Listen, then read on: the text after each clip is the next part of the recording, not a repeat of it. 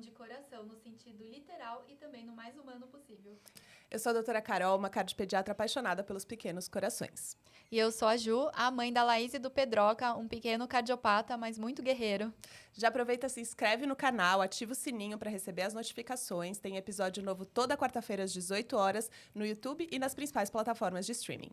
Sejam todos bem-vindos ao nosso terceiro episódio. Hoje a gente vai falar de vacina, né? Porque vacinar também é proteger o coração. E o que toda mãe de cardiopata precisa saber em relação a isso? Perfeito. E a gente vem vendo uma situação preocupante, né, Ju, Sim. nos últimos tempos. A Organização Mundial de Saúde vem reportando números mais baixos de taxas de vacinação.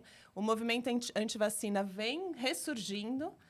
E a gente, com isso, vem vendo doenças que já eram consideradas erradicadas, infelizmente, ressurgirem. Infelizmente tem tido muita fake news, né? E para as famílias de cardiopata, esse tema é ainda mais delicado, porque a vacinação ela não é apenas uma medida de prevenção geral, né? Ela é um verdadeiro escudo de proteção para quem já tem um coração vulnerável. Perfeito. E aqui no Cardiopata e aí a gente acredita muito em informação como uma forma de proteção e cuidado, e por isso o nosso convidado especial de hoje é o Dr. Gabriel Fialkowitz. Ele é médico infectologista, doutorando em infectologia pela Faculdade de Medicina da USP, médico da Comissão de Controle de Infecção Hospitalar do INCOR. E, além disso tudo, além desse currículo de peso, ele é um grande amigo e uma pessoa com senso de humor maravilhoso. Adoro! Gabriel, é um prazer ter você com a gente aqui hoje. É um prazer ter sido convidado e para um tema tão importante quanto vacinação e que realmente está em voga nos últimos anos. E dentro desse tema que vocês falaram, né, de fake news e de tudo que está acontecendo, obviamente que piorou um pouco depois da pandemia, acho que a primeira mensagem que a gente tem que discutir é que a vacinação não só para criança cardiopata, mas para todo mundo ainda é essencial. Ainda mais como você falou, né, é um escudo. E a gente não adianta tentar vacinar uma pessoa se o escudo ao redor não tiver adequado. Então, família, amigos, todo mundo que for ter contato e a sociedade como um todo precisa dessa vacinação para proteger quem mais está precisando, que são as crianças cardiopatas, pneumopatas, todo mundo que tem algum problema de saúde, né? E o que você acha que é fundamental para a gente combater essas fake news sobre vacina? Primeiro, como vocês mesmos falaram, informação. Então, informação é a melhor maneira da gente educar as pessoas, quebrar essas notícias falsas, a desinformação que cada vez está mais presente. E a rede social tem um lado muito complicado, que é o lado de a informação falsa, ela atinge rapidamente muita gente, mas a gente pode usar a rede social da maneira que a gente está usando aqui, né, para trazer informação adequada. Então, identificar quais são essas fake news, poder mostrar para as pessoas qual é a verdade por trás daquilo, qual que é a mentira por trás daquilo, disseminar isso e passar para amigos, para colegas, para a família, isso é super importante.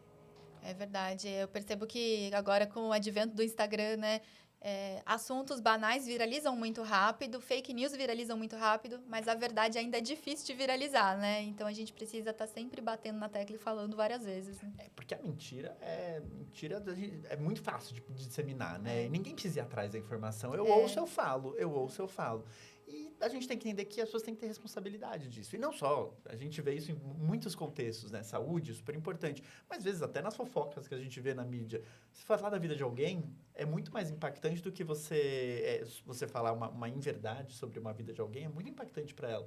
Imagina na vacina, né? Uma pessoa que, por ter visto um post no Instagram, um vídeo no YouTube, falar, não vou vacinar meus filhos, não vou vacinar minha família, ela não consegue ver o impacto que isso vai ter a curto, a médio, a longo prazo. Ainda mais sobre vacina, porque vacina tem um papel individual, ou seja, aquela pessoa vai se vacinar, vai se proteger, mas ela tem um papel social. Se a gente reduz, cada ano cai lá a taxa de vacinação, como alguns países da Europa e Estados Unidos, a gente está vendo isso acontecer, as doenças vão ressurgindo. E às vezes você pode até estar vacinado, mas você também vai ficar sob risco de uma doença Afeta dessas. todo mundo, né? E de maneiras que a gente às vezes nem imagina. E para a gente é muito frustrante, como médico, ver um paciente ficar muito grave ou eventualmente até morrer de uma doença que é imunoprevenível, que é prevenível por uma vacina. E acho que essa dimensão, às vezes, se perdeu ao longo dos últimos anos, com essa falsa sensação de segurança de que as doenças estão erradicadas, então eu não preciso mais me proteger. É muito importante entender que pode ressurgir. Que eu acho que é porque a geração atual não viu algumas doenças, né? Então, meio que não acredita que elas existam, né? É difícil hoje em dia você ver alguém que é sequelado de pólio, né? Mas os nossos pais, os nossos avós viveram isso, viram muito isso. Então, talvez essa falta de informação atinja por isso também. A própria meningite também, que a gente teve casos graves, né, na década de 80. Acho que várias doenças a gente não viveu, as gerações mais novas, mas a gente precisa entender que são doenças muito graves. E a informação ela é muito importante. A gente precisa levar a informação de qualidade cada vez mais longe. Porque muitas mães, muitas vezes, nem sabem, não só do calendário vacinal habitual, mas que existem particularidades para a vacinação do cardiopata. Então, uma parte desse episódio aqui, a ideia é essa, e a gente vai começar ouvindo o depoimento da Pilar, que é mãe do Lorenzo, falando um pouquinho sobre essa questão dos cuidados especiais da vacinação do cardiopata. Oi, meu nome é Pilar, eu sou a mãe do Lorenzo, de 2 anos e 4 meses. O diagnóstico do Lorenzo é de CIV. Inicialmente, a minha dúvida era exclusivamente sobre a vacina da febre amarela. Caso ele precisasse fazer a correção da CIV antes, do previsto para eu tomar essa vacina, ele não ia poder tomar por conta da retirada do timo. Foi a única coisa que eu li relacionada à vacina para cardiopatia. Só que eu não tinha noção de que existiam outras vacinas também que não eram indicadas para bebês cardiopatas. E eu só fiquei sabendo quando eu levei o Lorenzo, quando a gente saiu da UTI NEL, ele ficou 2 meses na UTI NEL, e a gente passou pela pediatra, e aí para começar a fazer a vacina, ela me encaminhou para um CRI, porque ela falou que ele precisava fazer uma vacina acelular, que era que dava menos reação, e era mais indicada para a condição cardíaca dele. Então, aí que eu falei, gente, e não vi nada. E olha que eu li muito sobre a CIV. Eu li muito, a CIV está associada à síndrome de Down, que ele tem. Eu li muito sobre a síndrome de Down e eu não vi nada falando sobre essa questão da vacina acelular para bebês cardiopatas. Então, é muito importante, sim, falar sobre a questão da vacinação. O meu receio maior, como eu falei, era da febre amarela, porque, por mais que aqui não tivesse risco, mas, assim, ele ia ficar descoberto, de vacina. Então, isso me gerou um pouco de preocupação, mas deu tudo certo. A pergunta que eu mais recebi no Instagram foi em relação à vacina da febre amarela, Essa questão de o cardiopata muitas vezes precisa retirar o timo e a dúvida se pode ou não fazer a vacina da febre amarela. Queria que você falasse um pouquinho sobre isso e quais outras vacinas também seria contraindicada para quem retirou o timo. Então, a princípio, assim, primeiro, para quem não sabe, o timo é um órgão que, na primeira infância, ele é super importante, porque ele é um dos principais órgãos imunológicos, que ajudam a nossa imunidade, e que depois, conforme a vida adulta, é um órgão que vai diminuindo, e às vezes ele até desaparece, entre aspas, nos adultos. Mas, quando eu tenho um órgão que ele é retirado, e ele é super importante à imunidade, eu reduzo a imunidade do paciente, da criança. E aí, você fazer uma vacina, como a vacina da febre amarela, que é de vírus vivo, atenuado, mas vivo, eu tenho um risco de você ter uma reação mais complicada por conta dessa vacina, que pode, em casos raros, ser uma reação grave.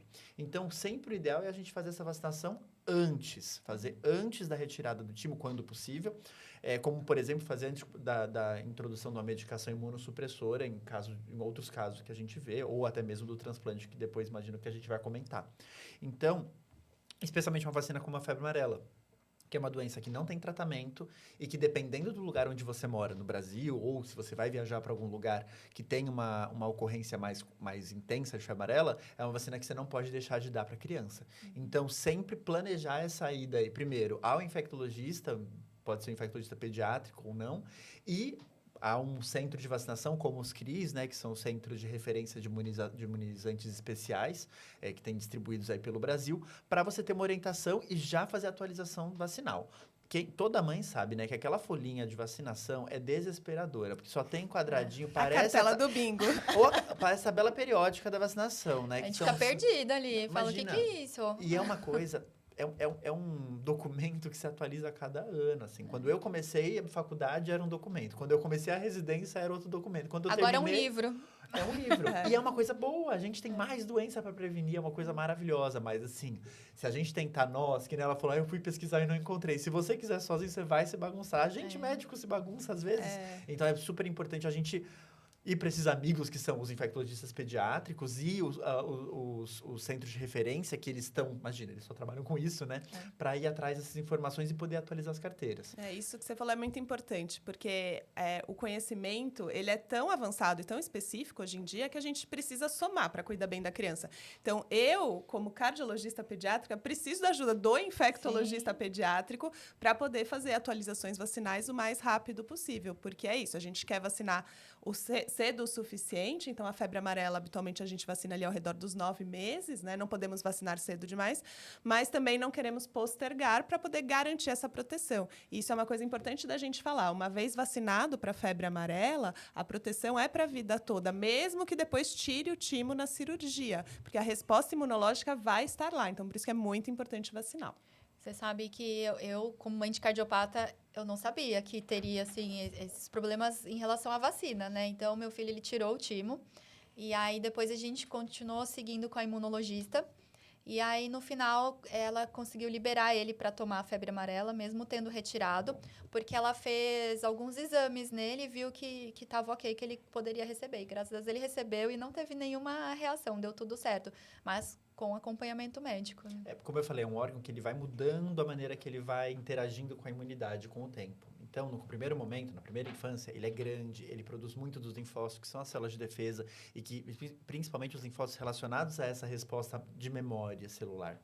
Então, uma vez que você tira, o corpo ele vai começar a se ajustar, ele vai começar a mudar a origem dessas células, e aí sim você vai poder, passando por uma avaliação bem especializada para evitar os problemas que podem acontecer, você vai poder tomar vacina com segurança. Mas tem que ser planejado. E muitas vezes... Imagina, né? Uma criança cardiopata, aquele desespero, vamos operar o coração. E a gente esquece o que está em volta. Ninguém lembra ninguém, mas a gente não lembra que tem um órgão na frente. Imagina o timo ainda, que muita gente nem sabe que existe o timo. Então, realmente, ter o auxílio do cardiologista pediátrico, obviamente, porque ele é o que vai saber exatamente como vai ser o procedimento, e do imunologista ou infectologista é super importante. Sabe que é uma coisa legal de você falar? Por que tem que tirar o timo?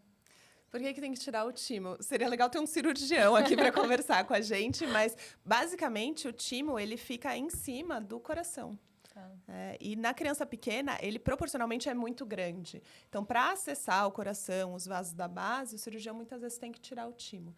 É uma questão técnica mesmo. Senão atrapalha ali a cirurgia. Senão atrapalha a cirurgia. Ele não consegue visualizar, o campo cirúrgico fica comprometido. Então, por isso que tira. E isso é uma informação importante das mães perguntarem também, né? Depois da cirurgia, se foi retirado ou não o timo, se foi retirado total, porque às vezes retira parcial também, né? Então, é uma informação que as mães têm que se ligar e perguntar, né? E não é tirado porque vai fazer algum problema, é só realmente por uma questão espacial.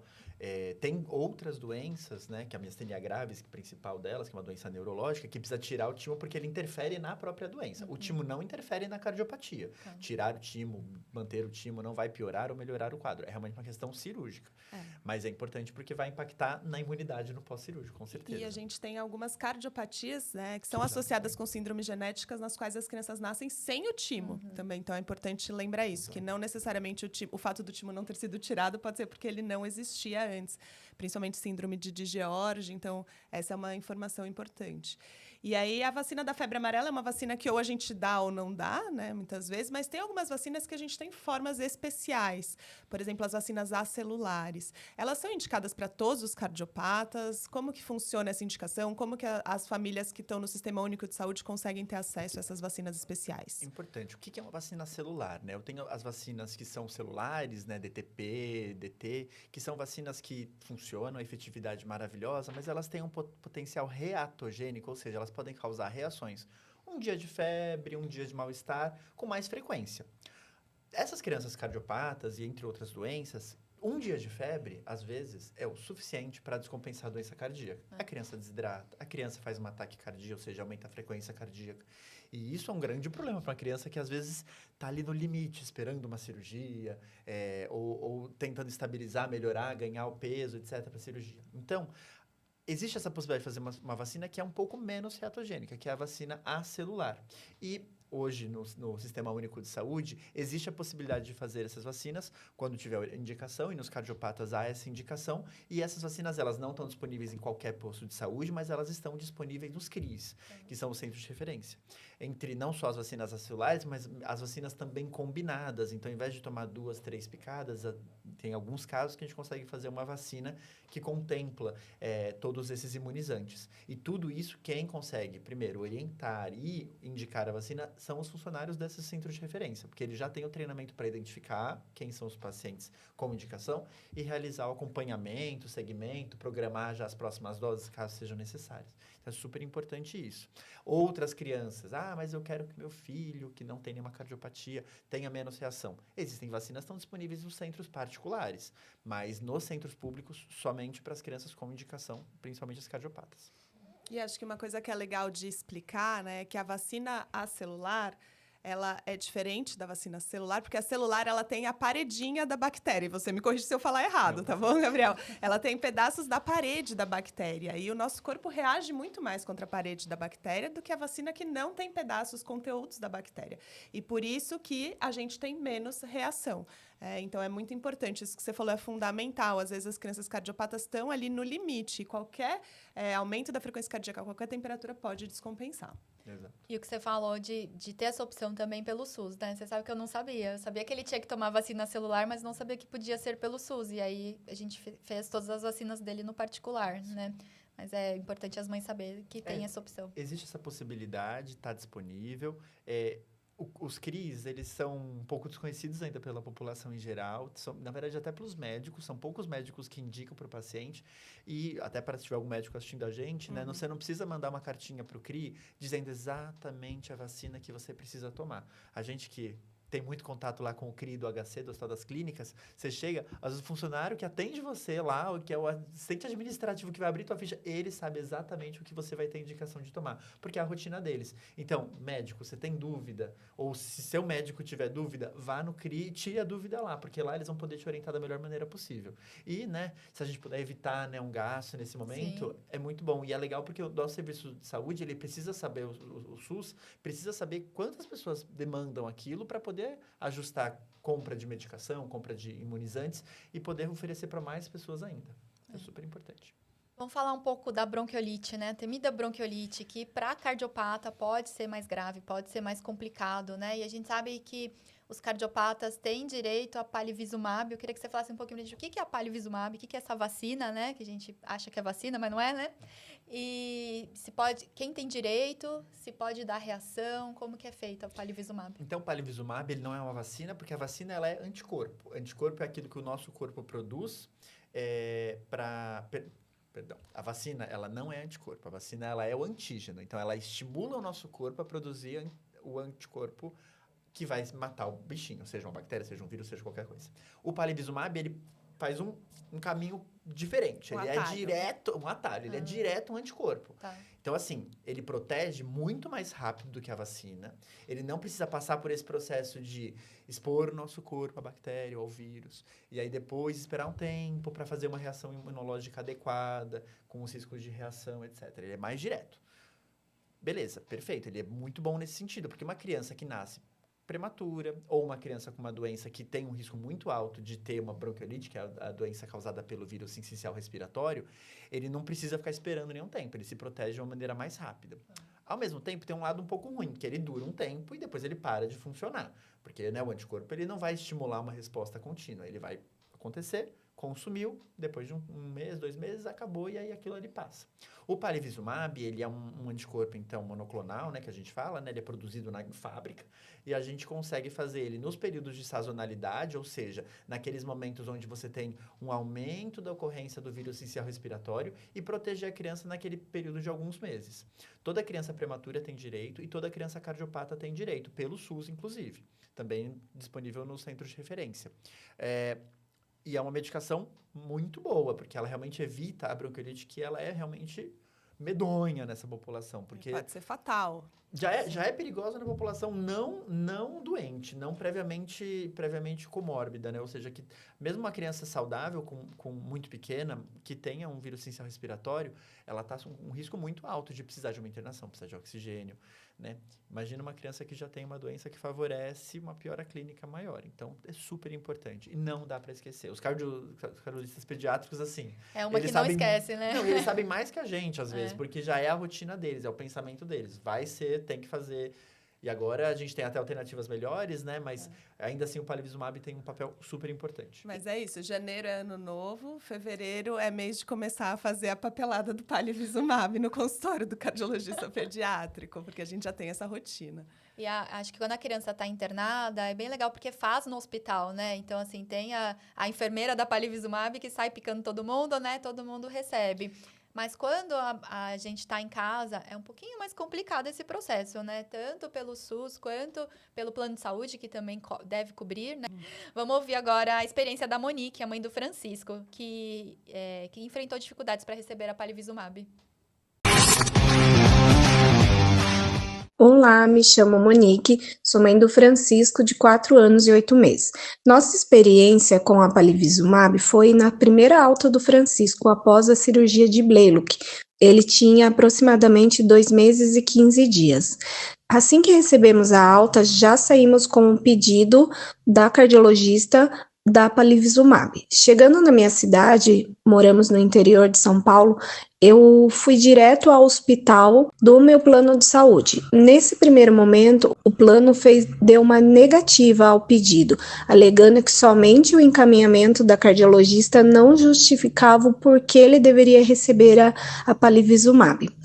Daí, então, eu recorri novamente à sua cardiologista e à pediatra, onde elas fizeram um relatório mais detalhado, falando da importância, né, para o desenvolvimento, proteção da palivizumab para o Francisco. Juntei esses 2 relatórios, tanto da pediatra quanto da cardiologista, com os laudos dele, laudo desde a gestação, relatório de alta, resumo de cirurgia, e entreguei ao hospital. Após aproximadamente 15 dias, nós recebemos a confirmação que foi aceito, e desde então ele recebeu todas as doses dentro desse hospital. Ele não apresentou nenhuma reação, foi muito tranquilo, inclusive a última dose de palivizumab ele recebeu dentro do hospital onde ele iria fazer a cirurgia de Rastelli com 6 meses. Nós estávamos internados, mas mesmo assim, como era a última dose, ele conseguiu receber no próprio hospital. Com essa palivizumab, o Francisco ganhou uma proteção a mais. Ele, apesar dele ter tido várias infecções respiratórias durante muito tempo, nenhuma delas se aproximou a uma pneumonia, ele não teve bronquiolite. Então, assim, nós somos muito gratos pela proteção que ela ofereceu ao Francisco. Você sabe que o Pedro recebeu nos 2 primeiros anos, né, a palivizumab. No terceiro ele teve sincicial. Então, assim, queria muito que fosse por um tempo mais prolongado essa palivizumab. Isso é um anticorpo. Então, o efeito vai passar. E por isso que o palivizumab em si a gente dá todo mês. Em relação a essa parte de dificuldade, isso era mais comum, hoje em dia, às vezes ainda acontece. Então, qual é o kit? Você, mãe que está ouvindo a gente, qual é o kit que você tem que pedir para o seu médico? É o formulário preenchido, é um formulário da Secretaria de Saúde, que fala das indicações, um relatório médico falando da condição clínica atual e o último ecocardiograma. Além disso, precisa da receita, da prescrição médica. Em geral, com esses 4 itens... Só da cardiologista, não precisa do pediatra também. Não precisa do pediatra, qualquer médico pode fazer isso, não precisa ser o cardiologista, tá bom? Mas, em geral, com esses 4 documentos, a gente evita esse bate e volta no hospital. Precisa de mais um não sei o quê, precisa de mais um não sei o que lá. Eu não tive problema nenhum. Meu convênio foi super tranquilo para autorizar nos 2 anos. No segundo ano foi até mais fácil, porque já tinha lá o cadastro dele. Mas eu vi muitas mães que tiveram dificuldade com o plano e aí recorreram ao SUS, mesmo tendo plano de saúde, e no SUS acabou sendo mais fácil. Eu também já ouvi histórias assim. Hoje em dia os planos de saúde estão um pouco mais tranquilos com o palivizumab, mas a gente tem a novidade aí do pedaço, que é o Beyfortus, que é o Nirvezumab. A gente tem dificuldade, mas a gente sabe para que serve, sabe prescrever, né, Gabriel? É isso que importa. É o que importa, é o que vai salvar. E tem também a vacina da gestante, né, a Abrismo. Conta um pouquinho pra gente. O Beyfortus, ele substitui o palivizumab? Não substitui? Ele é melhor? Não é? Como que funciona? Então, o Beyfortus, ele substitui, sim, o palivizumab. Ele também é um anticorpo monoclonal com algumas modificações que permite que você, com uma infusão, consiga proteger a criança por muito mais tempo. Então, você não precisa fazer aquela aplicação mensal durante toda a sazonalidade. Você faz uma aplicação no primeiro ano e uma aplicação no segundo ano e protege a criança por mais tempo. Então, isso já traz um benefício muito bom, assim, porque é menos picada para a criança, uma proteção mais contínua, um pouco mais estável, porque, até entrando também nesse tema da dificuldade, tempo, nesse caso, é proteção. Se você demora mais 2, 3 semanas para receber o palivizumab, às vezes você perde a primeira dose, né? E às vezes é o tempo que a criança Pode vai infectar pegar. também. Então, imagina, tempo é necessário nesse momento a gente ter toda a atenção. Então, Beyfortus vem nesse sentido de ser mais uma alternativa. A ANS autorizou ele para os convênios, então os convênios vão começar a oferecer ele dentro do hall de procedimentos, uma coisa boa isso, porque realmente traz muito benefício. Quando entra assim, logo no começo ele sabe que é porque é coisa boa mesmo e protege. E para o convênio também, a conta do convênio é boa. Vai evitar tanta internação que... Fora que previne, evita do paciente ter que ir todo mês ao serviço de saúde no período da sazonalidade. Então, às vezes, a hora que você está indo tomar o palivizumab, você pega um influenza ou alguma outra coisa, né? E o Beyfortus ajuda nesse sentido. E é isso, gente. Criança interage, criança tem contato Sabe com o que o Pedro fez? Num meu laboratório, esperando Lambeu o o exame? chão. Ele lambeu a cadeira. A cadeira. Ele lambeu a cadeira. Na hora que eu vi ele lambendo a cadeira, eu quase infartei. E aí, sabe o que aconteceu? 3 dias depois, ele estava onde? Internado, né? Óbvio. Super. Mas é isso, é criança, é criança. Porque assim, o que a gente precisa entender? Que criança vai ficar doente. Não adianta, também não adianta. Mãe, não existe a coloque bolha, sua né? criança numa bolha. Não vale a pena. A criança que tem que ficar na bolha é uma criança que precisa ficar na bolha, mas não a criança, toda criança. É importante a criança ter interação social, ir pra escolinha, ela vai ficar resfriada, isso é normal, isso é o que depois faz a criança ser saudável numa idade mais adulta. Mas umas crianças como o Pedroca, ele não pode lamber o chão, mas tudo bem, né? É 2 segundos que a gente não olha, foi né? uma piscada. Não, não dá tempo, não dá tempo. É difícil. Eu não tenho filhos e eu já fico desesperado com os filhos dos amigos. Imagina quem tem filho, é desesperador. E a vacina da gestante? Conta E pra a vacina gente. da gestante também é outra coisa que veio para revolucionar, né? Porque como que eu posso melhorar? Lembra? Tempo é proteção. A melhor maneira é fazer antes de tudo acontecer, do tempo começar a ser contado. Então, eu protejo a mãe passa anticorpo, como se ela tivesse um Beyfortus interno dela, ela passa anticorpo para a criança, porque ela não vai passar o antígeno, a criança não vai começar a produzir anticorpo próprios, porque fez uma vacina. A mãe vai produzir anticorpo, o anticorpo passa pela placenta, a criança vai ficar protegida por um tempo, no primeiro ano, né, vai ficar protegida por alguns meses. Então, isso nesse intervalo já é um baita de um benefício.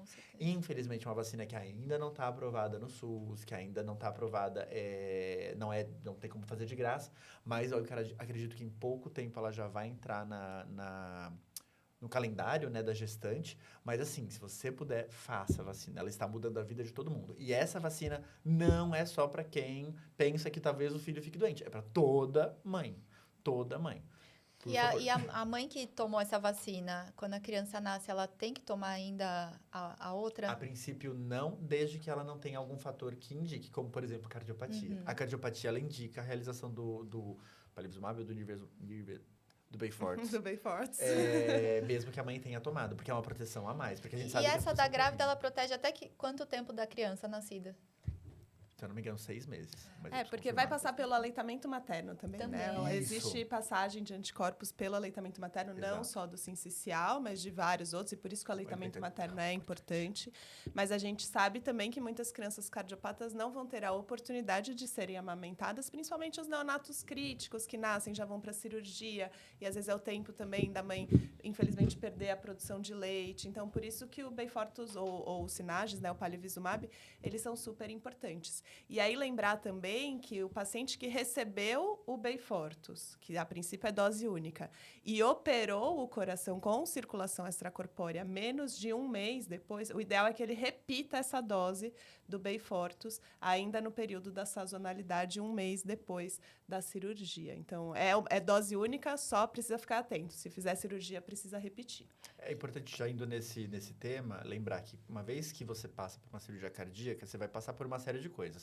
Circulação extracorpórea, às vezes transfusão de sangue, de plaquetas. Dependendo, né, vai fazer imunoglobulina, que é outra tipo de verificação. Tudo isso interfere com resposta imunológica, tudo.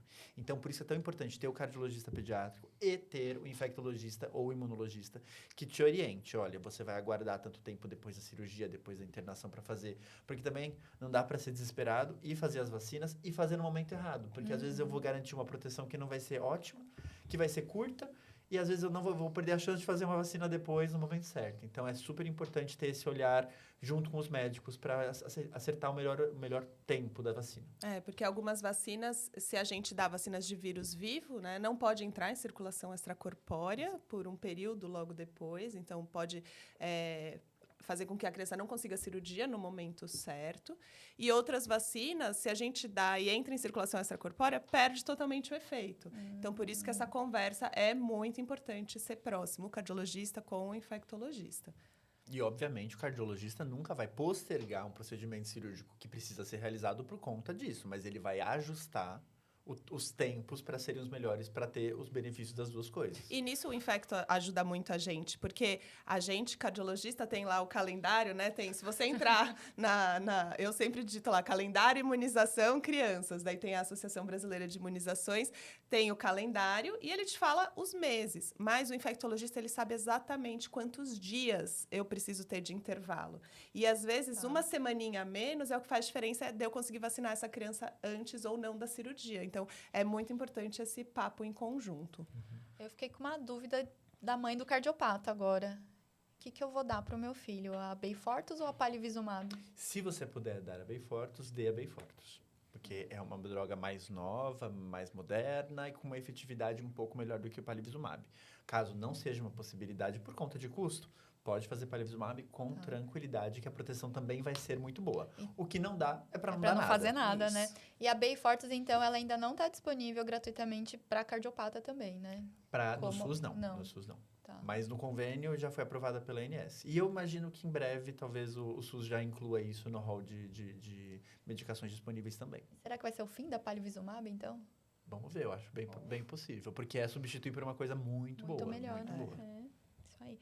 Bom, então vamos falar um pouquinho agora, entrar nos assuntos sobre reações, né? As temidas reações. E antes de começar, a gente vai ouvir o depoimento da Isadora, a mãe do Henry, que enfrentou reações atípicas a diversas vacinas. Oi, o meu nome é Isadora e eu sou a mãe do Henry. Tem bloqueio atrioventricular total e faz uso hoje de marca-passo. Tem uma miocardiopatia associada ainda em investigação e tem insuficiência cardíaca devido a esse quadro. Ele ficou 7 meses internado na UTI. Posteriormente veio essas questões relacionadas à vacina.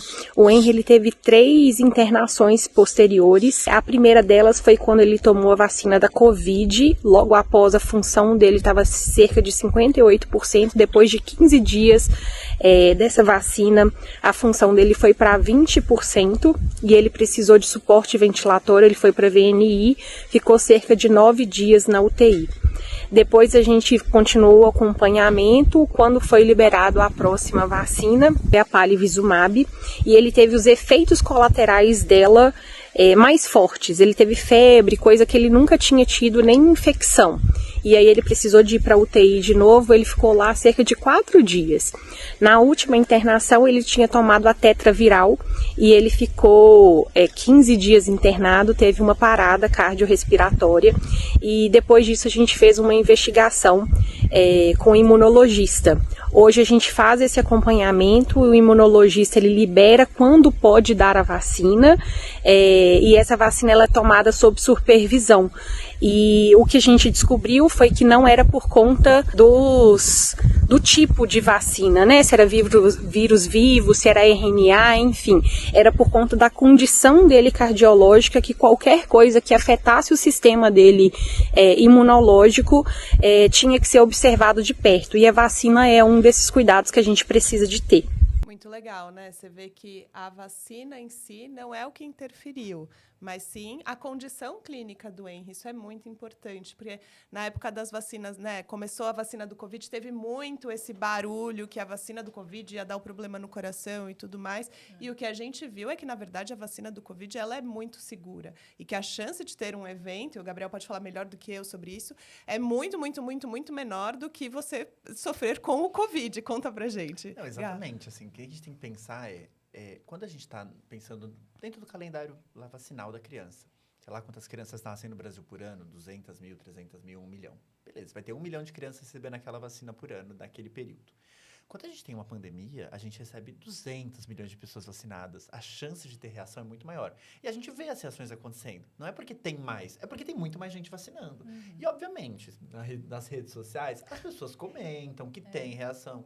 E a gente acaba vendo e acaba achando que aquilo é comum. Nossa, todo mundo vai ter reação. E lembrando, gente, tem reação, o que é comum. Ter febre no dia que tomou vacina é comum. Nunca vou esquecer quando tomei a vacina febre amarela, que eu tomei de manhã, e depois eu falei, nossa, acho que tô ficando doente. Eu esqueci que eu tomei a vacina de manhã, eu tava com febre, e é natural, e no dia seguinte você tá zerado, vida que segue.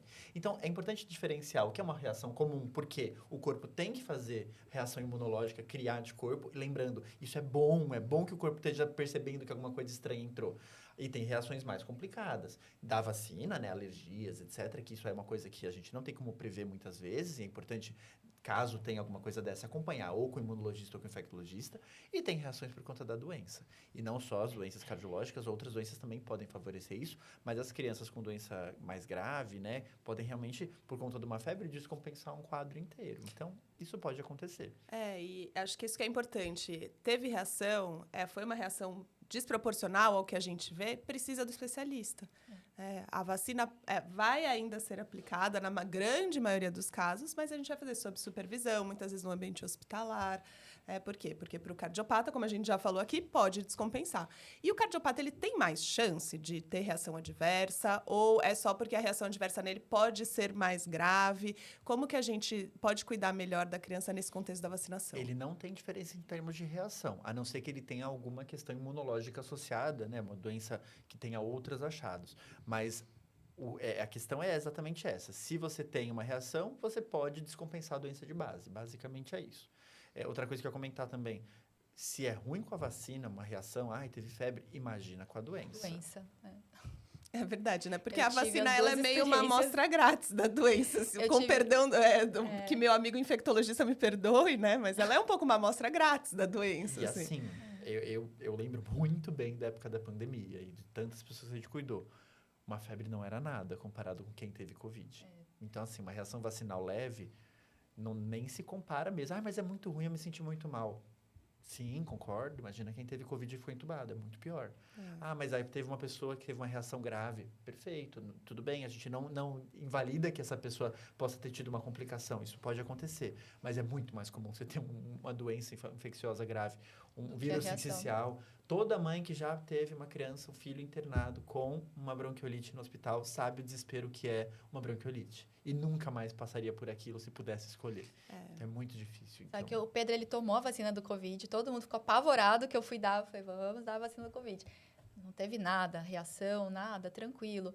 Agora, quando ele pegou Covid, aí ele descompensou o coração. É muito ruim. Foi a primeira descompensação cardíaca que ele teve, foi com o Covid. Então, assim, e a Carol sabe, quando pior. A gente estava na faculdade, não se testava vírus respiratório, a gente não tinha teste disponível, porque é muito caro, o SUS não tem, mesmo no hospital particular, testar uma influenza, ou essa coisa hoje de vamos fazer teste rápido na farmácia, isso não existia, nunca existiu isso.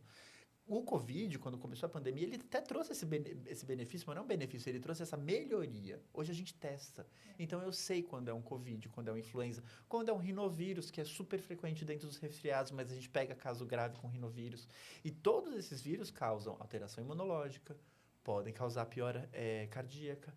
A gente fala das crianças, quando que tem mais infarto nos adultos? Na época de circulação de vírus respiratório. Isso é clássico, influenza relacionado a infarto. Então, tem uma relação muito direta. E por isso que a gente precisa se proteger. E as vacinas são a maneira que a gente encontrou de proteger nesse sentido. Melhor do que ver na bolha, né? Porque a bolha não funciona. A bolha é uma ilusão. A bolha é uma ilusão. E a vacina do Covid, então, a gente pode considerar ela segura para o cardiopata? Com certeza. Com certeza. A vacina é extremamente testada.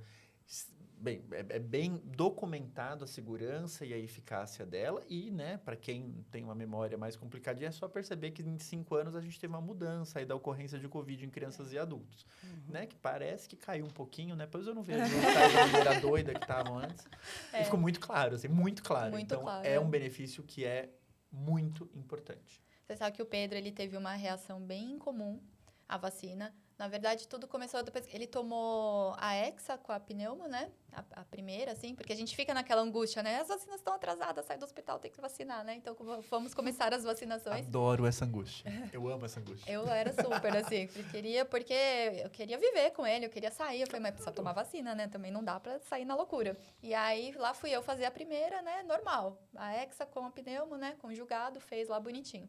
Passou uns dias, teve uma descompensação. Foi pro hospital, chegou no hospital, ele teve uma reação inflamatória do corpo todo, como se fosse aquela pós-Covid. Uhum. Então, a primeira suspeita até que seria isso. Aí, testou tudo, Covid, dengue, investigaram o menino de cabeça, não achou nada, nada. Ele teve até sangramento na cabeça, Nossa. porque inflamou o corpo inteiro, tudo. E aí, como não achou nada, falou, bom, Só pode ser da vacina. só pode ser da vacina. E aí notificaram o laboratório da vacina. A resposta do laboratório foi: se foi a vacina, ele é o primeiro. A gente nunca viu essa reação. Caramba. E aí tratou, ficou bem, deu tudo certo. Tá bom, vamos para casa, exames, ok, né? Pode tomar a próxima. Tomou de novo a vacina conjugada como efeito normal, que é a da sequência, a da meningite. De novo descompensou. Lá fomos nós para o hospital. Dessa vez foi mais leve, mas foi para o hospital. E aí, a indicação, eles falam assim, bom, então agora a gente vai fazer a vacina no hospital e a gente vai fazer separado. E aí, ele recebeu separado, deu tudo certo, intervalo, acho que de 15 dias, fez a outra, deu tudo certo. Então, ele saiu com essa orientação de que o caso dele especificamente, ele deveria tomar as vacinas separados, nunca mais ele tomou, e aí deu tudo certo. Todas as outras que ele tomou foi tudo bem, então a gente tinha esse cuidado de fazer separado e também de receber dipirona antes e depois das vacinas, né? E aí foi tudo bem. Eu não tive medo, depois eu não falava, mas você vai ter coragem de continuar vacinando ele? Eu falei, gente, vai ter que vacinar, né? Não tive medo e deu tudo certo. Então, tem uma particularidade também de cada criança, Sim. né? É raro, mas algumas crianças vão precisar ser vistas mais de perto em relação a isso, né? E aí, até foi indicado ele a fazer o exoma para ver se legal. tinha alguma coisa ali relacionada, né? E pelo sim, pelo não, veio uma variante de significado incerto, mas que fala de resposta inflamatória exagerada. Então, a gente ficou com essa pulguinha atrás da orelha. Até essa mãe, Isadora, ela também tá com a mesma orientação. Ela vai fazer o exoma também. Eu falei, depois você me conta, viu? Porque se vier a mesma variante, a gente já sabe que não é mais incerto. Que o negócio tá aí. Tá ficando um pouco mais certo. Tá ficando um pouco mais certo, É verdade. Imagina, faz uma hexavalente, ou seja, tem 6 subtipos de coisa lá dentro. A reação inflamatória vai ser um pouco maior, mas vai ter aquela pessoa que vai ter uma baita reação inflamatória, vai fazer uma reação muito mais exacerbada. E é uma chance, né? Que a gente sabe que é muito baixa disso acontecer. E, ainda assim, o risco-benefício daquilo é muito maior isso que pro eu benefício falava pra do que todo pro mundo. Eu falei, risco. se com a vacina ele teve essa reação, imagina se ele Imagina pega esse com a bicho doença. aí. Imagina Acabou. com a doença. E em termos populacionais, né? Isso faz muito sentido. Mas também eu costumo falar, se eu falar para você, é 0,01% a chance do Pedro. Mas se for com o Pedro, é 100% para você.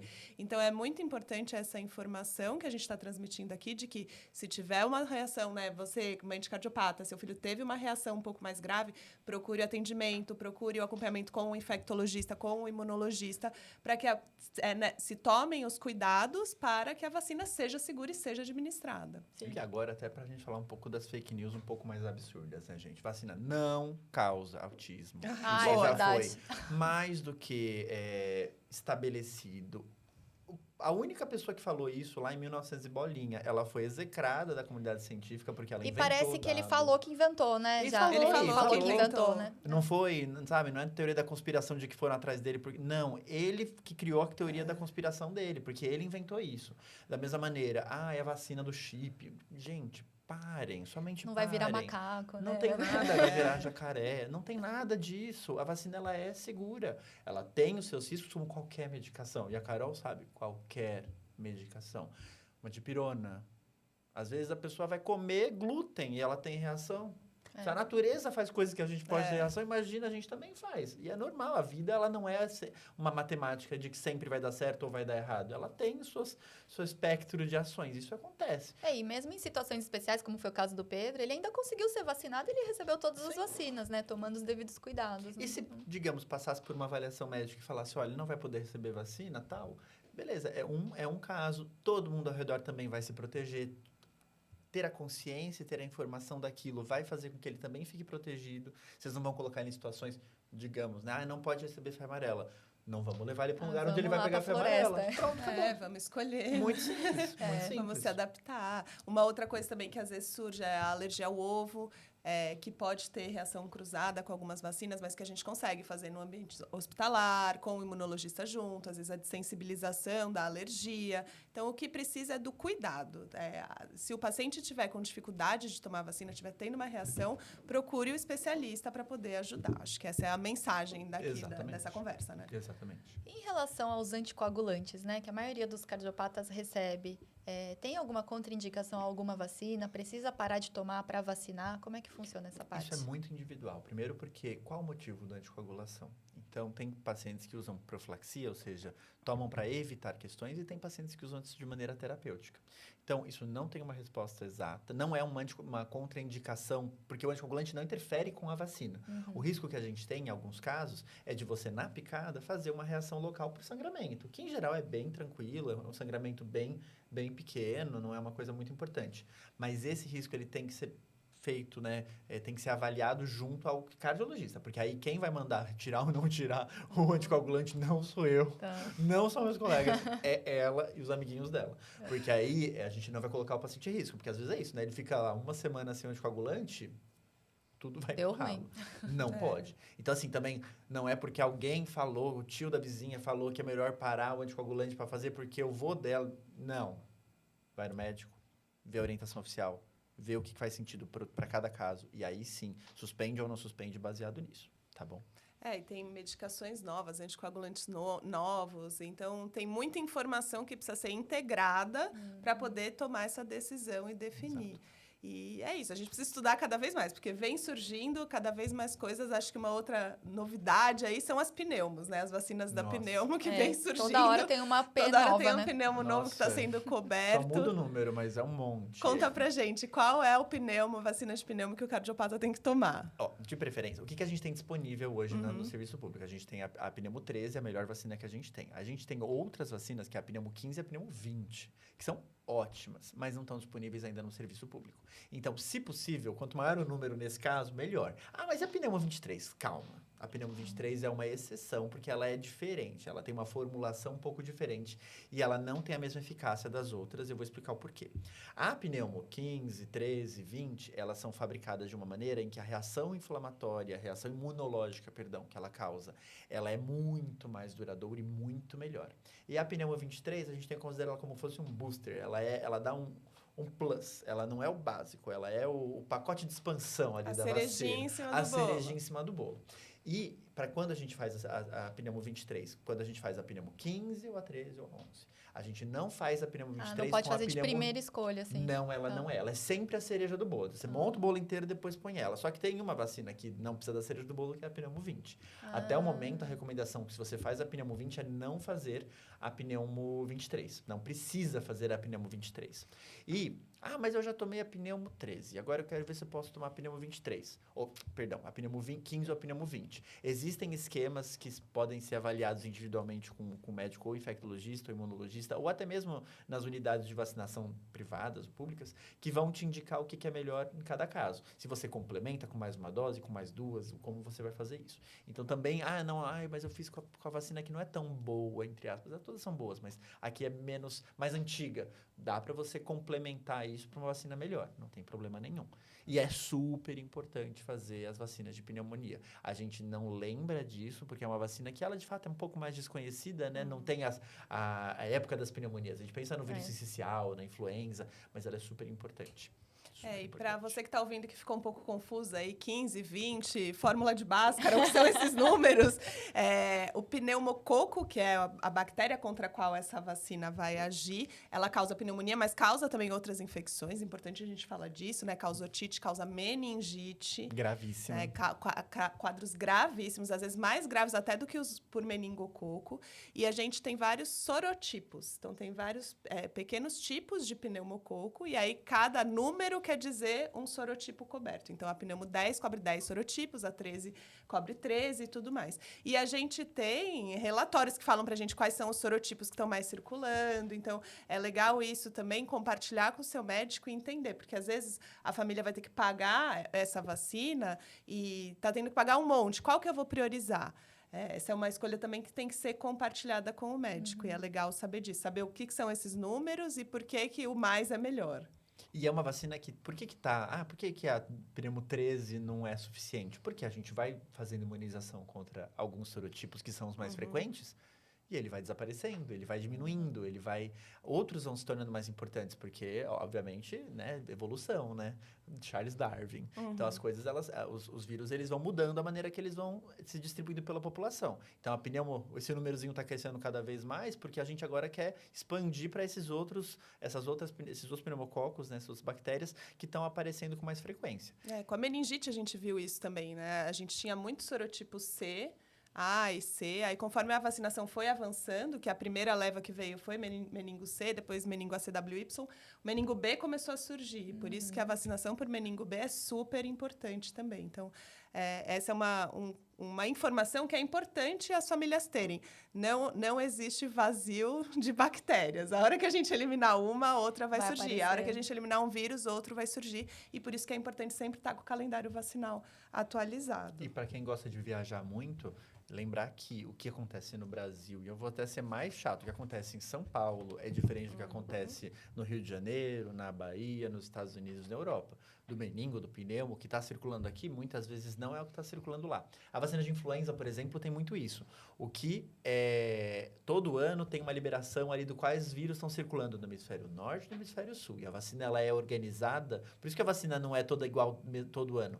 Ela é ajustada, baseada nessa ocorrência. E por isso todo ano tem que tomar. E por isso todo ano tem que tomar, porque pode mudar. E às vezes essa é a diferença do que pode mudar que vai fazer você estar protegido ou não.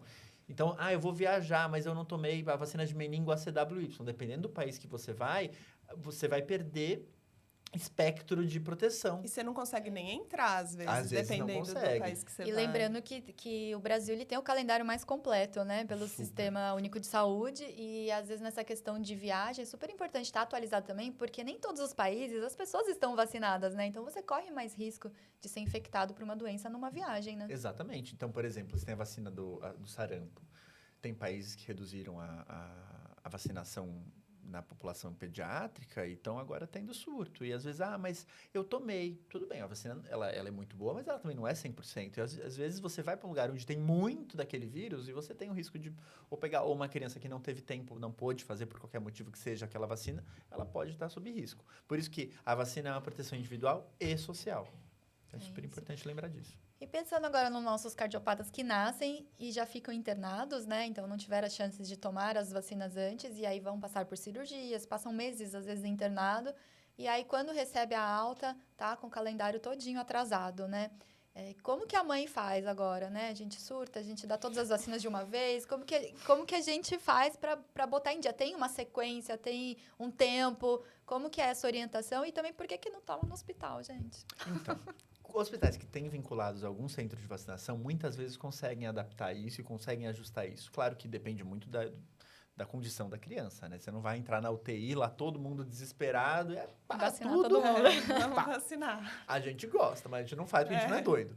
Mas, primeiro, não surtem. Façam o seu médico infectologista surtar. Então, chega para ele e fala, me ajuda. E agora? Dá essa folhinha na mão dele. Eu quero uma tabelinha. A minha folha tá em branco, e agora como eu preencho? Exatamente. Porque aí ele vai criar, primeiro, um cronograma de vacinações, pensando no que a Carol falou. Qual que é a prioridade? Que época do ano a gente está? Onde a gente está? Eu preciso focar nisso, eu preciso focar no outro, eu tenho que focar um pouco em várias coisas ao mesmo tempo. Mas eu não tenho médico infectologista. Vá no CRI. Vá no CRI. Tem lá no procurar CRIE vacinação. Vai ter uma listinha lá na internet. Você vai encontrar a unidade mais próxima da sua casa. leva, olha e fala, me ajuda, eu preciso atualizar essa carteira vacinal, que alguém vai sentar com você e vai fazer essa atualização da maneira mais segura, mais efetiva e com melhor, dependendo do caso, menos picadas para a criança. E leve não só a carteirinha de vacinação, mas o resumo de alta, para Isso. mostrar que a criança é cardiopata, para poder receber as vacinas especiais que a gente falou aqui. Exato. A gente não tem bola de cristal para saber se tirou o timo, se não tirou o timo. Precisa saber disso para poder seguir em frente. E até para poder receber a BCG também, né? Porque Exato. vai receber numa fase depois, né? Exatamente. Que a BCG que é feita em geral logo após o nascimento, né? Uma criança que nasceu e já foi para UTI, por exemplo, ela às vezes vai perder esse time. Você sabe que a moça do posto de saúde torceu o nariz, né? Quando eu cheguei com uma criança de 6 meses para tomar a BCG. Tipo, eu que era mãe antivacina, Ela te que julgou, ela me te julgou, julgou. eu me senti super julgada. Aí eu já cheguei cardiopata, ele tava internado, né?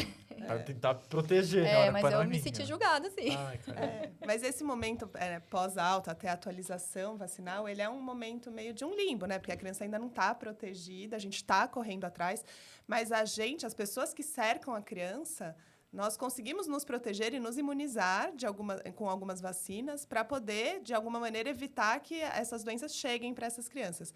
Quais são as vacinas que quem está em casa, mãe, pai, avó, babá, todo mundo tem que ter para poder ajudar a proteger a criança, pensando numa estratégia em casulo, que a gente chama? Você vai acabar comigo, né? Porque agora eu vou Vou. lembrar todas as vacinas. Né? Bem, acho que a principal, acho que é a DTPA.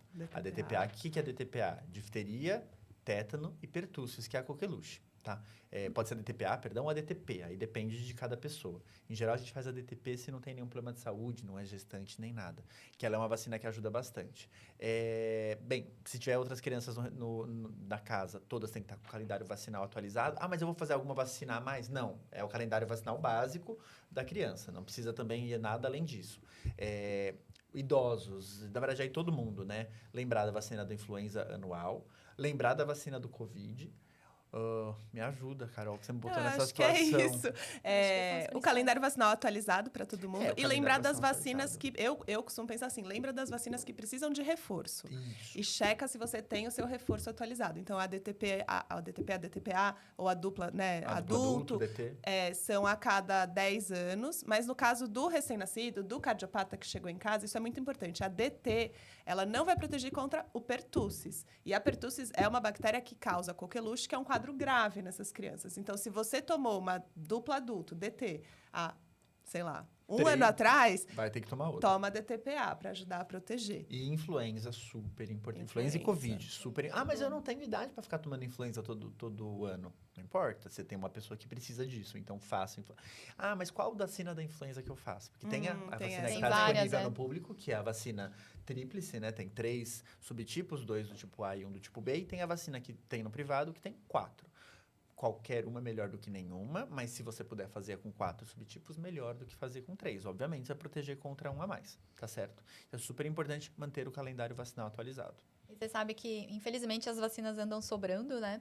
E num posto de saúde perto da casa da minha mãe acontece muito isso. E ela consegue, apesar dela não ter a idade, ela vai lá e ela fala, eu sou avó de um cardiopata.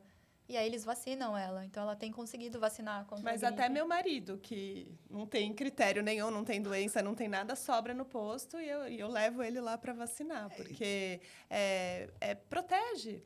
Mesmo que você seja uma pessoa saudável, que não é grupo de risco, a influenza pode dar, sim, um quadro muito grave. Pode dar um quadro de pneumonia importante, UTI, até eventualmente morte. Então, se você puder, tome a vacina da influenza todo ano. E adulto esquece de vacinar, né? Esquece. Adulto não tem...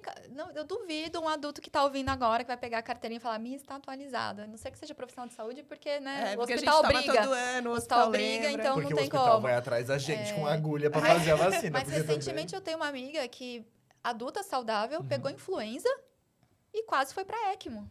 Tipo, teve uma descompensação cardíaca horrorosa. ECMO, para quem está ouvindo a gente, acredito que a maior parte das mães saibam aqui, mas só para a gente falar, é membrana por oxigenação extracorpórea, que é uma máquina que faz o papel do coração e do pulmão, fazendo o sangue circular fora do corpo do paciente. Então, imaginem a complexidade e a gravidade que sua amiga deve ter ficado. Sim. Então, é isso. Tomem vacina todo ano. Vamos. Tome vacina todo É a ano. vinheta desse episódio aqui. Vacina. Aquele O som mantra. atrás de vocês, um mantra, exato. É isso Bom, a mesmo. gente falou um pouquinho das cirurgias, né? Desse problema aqui da SEC, né? De tirar os efeitos da vacina. Mas e aí, depois da cirurgia, tem um tempo que a gente precisa respeitar para tomar a vacina?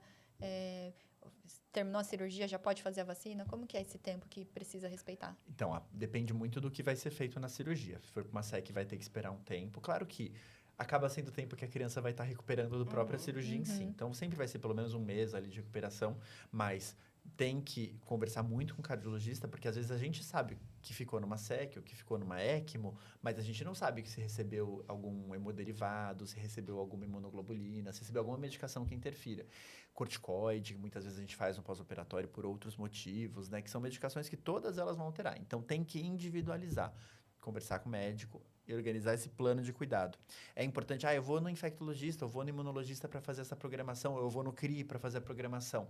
Pede para o médico colocar exatamente o que foi feito, o seu cardiologista pediátrico, né? O que você o que foi feito ali no pós-operatório, para poder passar para esses outros profissionais, para eles poderem ter a visualização do que aconteceu no passado para planejar o futuro, tá bom? Isso é super importante. Mas tem tudo um tempo meio certo de fazer as coisas, não é no desespero. E pode ser que aconteça assim, da criança que já foi vacinada e depois da cirurgia ela precisar ser revacinada? A depender da vacina, sim. Por isso que é super importante entender o que foi feito. Às vezes, é o caso do Beyfortus que a gente falou, né? Vai ser uma indicação de você repetir a dose da proteção para o vírus sincicial.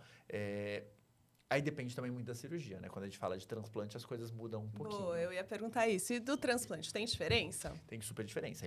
A imunossupressão do transplante, ela é muito mais agressiva do que uma imunossupressão por outros motivos. Do que uma retirada do timo, do por que exemplo. uma retirada do timo, do que, eu tomei um corticoide porque eu tô com dor de garganta. Coisa do tipo. Então, o corpo, ele responde de uma maneira muito diferente a qualquer coisa, a uma doença infecciosa ou a vacina.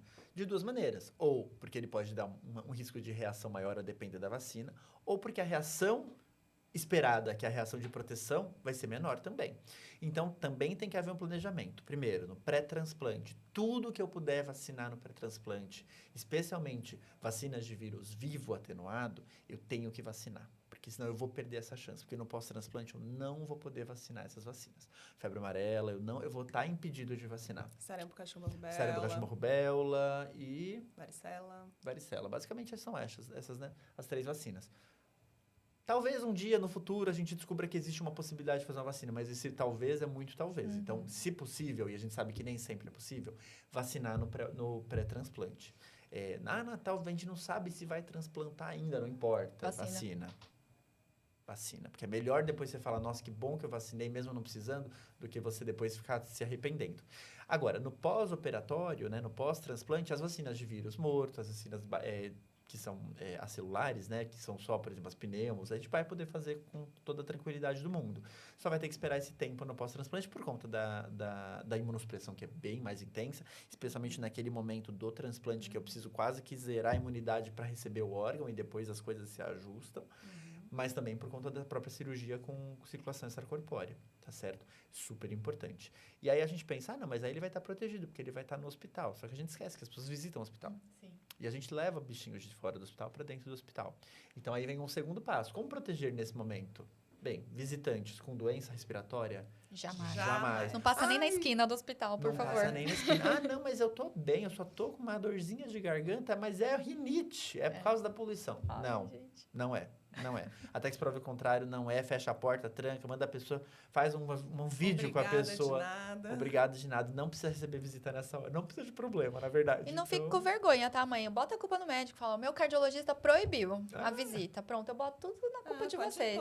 Tá tudo Eu bem. boto, É pra uma não culpa ficar que eu não me mal com importo ninguém. de levar, não. Usem a Porque tecnologia, faz vídeo Videochamada, maravilhoso. Hoje já tem tanta opção. E mesmo quando não tem nenhum sintoma respiratório, eu costumo falar, seja cirurgia recente, mas em especial o transplante, põe do lado ali onde você guarda a chave, a hora que você chega em casa, um potinho de álcool gel. Entrou em casa e fala assim, oi, pessoal, toma aqui o álcool gel, só entra depois que limpou. Tem essa coisa antiga, né, de que a criança precisa ser visitada, precisa ser... Calma, gente. vai ter tempo para isso. Mas calma. E a gente entende que é uma forma, é amor, né? As Claro. pessoas querem ver, poxa vida, a maior parte dos transplantes uma grande batalha e tudo mais, mas é um momento que a gente não pode pôr tudo a perder, porque uma infecção ali peri-transplante, né, pode levar essa criança de volta para o hospital. Eu acho que isso vai ser um desafio quando eu for para casa, assim, porque o Pedro já tá completando 9 meses internado, então, assim, tá todo mundo querendo ver, né, e visitar, e aí eu dei uma restringida nas visitas lá no hospital, porque eu fico preocupada dele pegar alguma coisa pré, né? E sair da fila, né? Então, a gente tem evitado muito, assim, visitas. E dentro do hospital tem um outro problema. A própria mãe, às vezes, fica doente. E não é culpa dela. E aí, o que a mãe faz, né? Então, e aí, infelizmente, como infectologista, devo dizer, mas meu filho, ele fica nervoso. Eu sei, mas é melhor ele ficar nervoso do que ele ficar doente. E é algo que traz muita angústia pra gente. Porque a gente sabe que aquela mãe, depois, ela vai se sentir culpada, se tiver uma complicação grave. E é difícil, porque às vezes a mãe é solteira, às vezes não tem mais ninguém que pode ajudar. A gente sabe dessas dificuldades, mas é muito mais grave depois da criança ter uma doença. Então, tentar evitar ao máximo que possa ter a chance de passar. Mãe que está no hospital, não, mas eu vou precisar ir no banco para resolver um problema. Máscara na cara, higienização de mãos o tempo inteiro. Não ficar batendo papo dentro da agência, não precisa ficar batendo papo dentro da agência, sabe aquela coisa? Evitar exposições inadequadas. Entendo que é super difícil e realmente, assim, entendo, mas eu não consigo nem imaginar o que é passar 9 meses dentro do hospital. Eu não consigo nem imaginar. Mas a gente precisa entender que a gente precisa sair do hospital. Então, a gente tem que fazer esse esforço. A gente tem que se esforçar, Às vezes, aquela chance que a gente fala, na época do Covid, não, mas hoje eu vou dar uma relaxada. Às vezes, essa relaxada, você bota tudo a perder. E a gente não consegue medir isso, né? Super difícil. É verdade. Bom, em relação à carteirinha de vacinação, né? É importante guardar aqueles comprovantes, tudo. Às vezes, tem lugar que dá um papelzinho à parte, grampeia ali junto. É importante guardar tudo e levar também nas consultas? Super importante. Hoje eu oriento, inclusive, os pacientes terem tudo isso digitalizado. Então, assim, fui vacinar a influenza. Recebi o comprovante. Muitas vezes não fazem na própria carteirinha. Tira uma foto e acabou.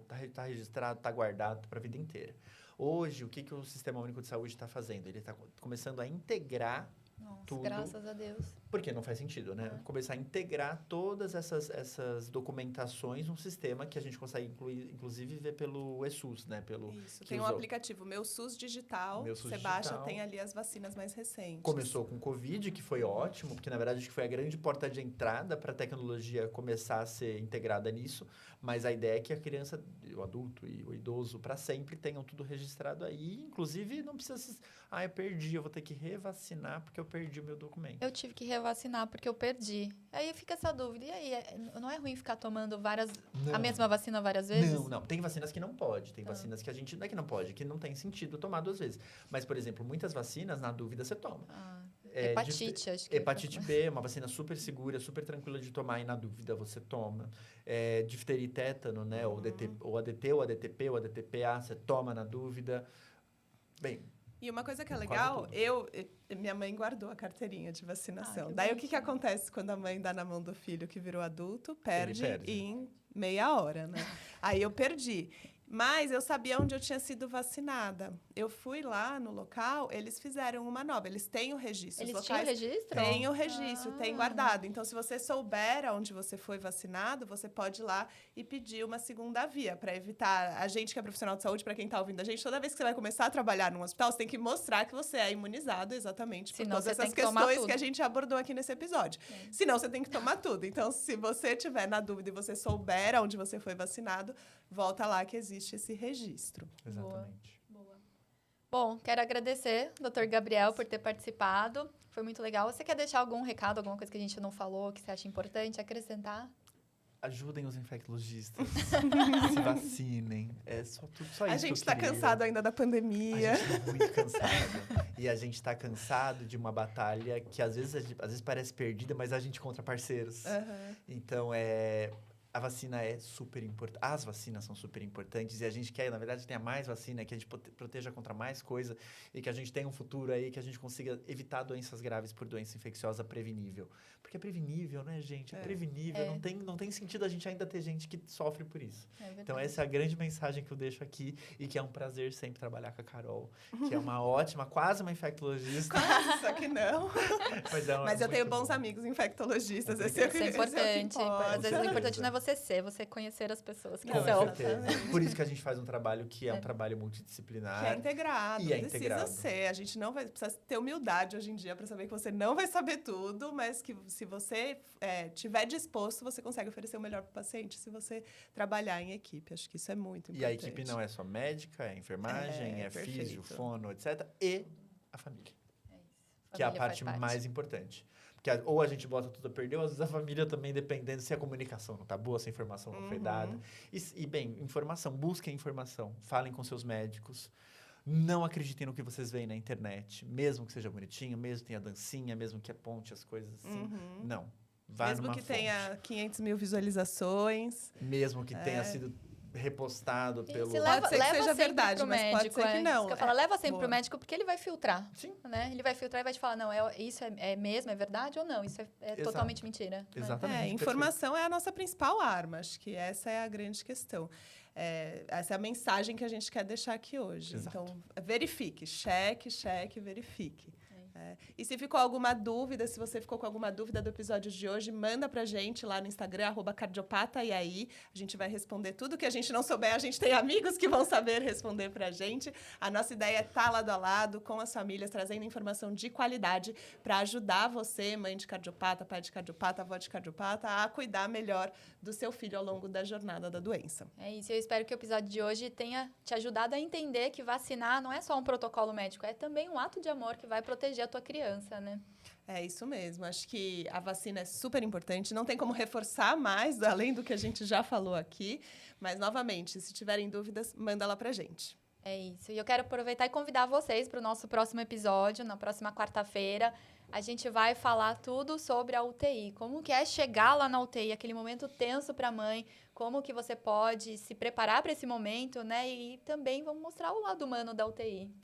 Que existe, né? Que existe. Que é muito importante. Que existe. Então, se você gostou desse episódio, não esquece, se inscreve no canal, ativa as notificações para receber. Tem episódio novo toda quarta-feira, às 18 horas, no YouTube e nas principais plataformas de streaming. É isso aí. Foi um prazer ter você aqui com a gente hoje. Obrigado. Gabi, muito obrigada pela presença. Obrigada a você que ouviu a gente em casa. E até semana que vem. É isso aí. Obrigada também às mães que enviaram os depoimentos. Quem quiser participar do quadro Voz de Mãe, chama lá no Instagram, que a gente vai adorar ter o seu depoimento aqui.